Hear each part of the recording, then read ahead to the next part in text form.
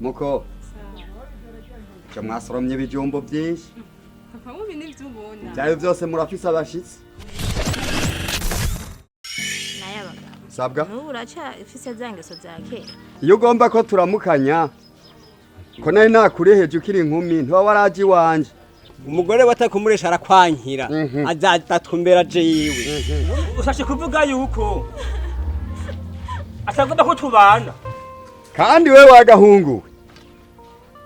ndakwiyamye kwa runo rugo rwanyu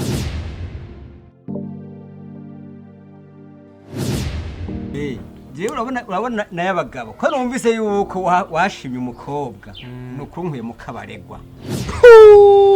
ibyawe ntibyamenyekanye Gafredi bariya bo bizi aho nturamenya yuko ugwaye ya ngwara y'indome zine nasanze fise n'inda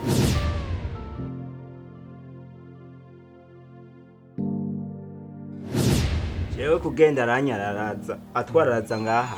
ngo tugwaye umugera ngaha ngo n'igikombe ngo ni sida ikintu cyo dukozeko ngo ni sida ngo duhemeye ko umuntu ngo ni sida je byambabaye mbe ndakubarira ibyo we ntugire ikibazo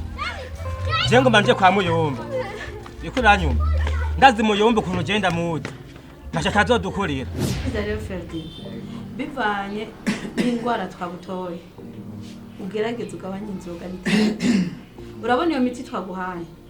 bisaba yuko uyifata nk'uko ngene nakubwiye nagiye numvaga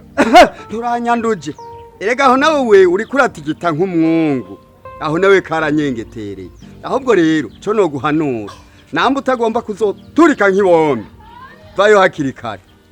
kuko reka atsindagire n'uwundi asa naratomboye muce mumenye iyo mujana mumvire mu rugo rwanje singomba yuko tuguma tuvugana kuko nubu unampemukiye nca nandura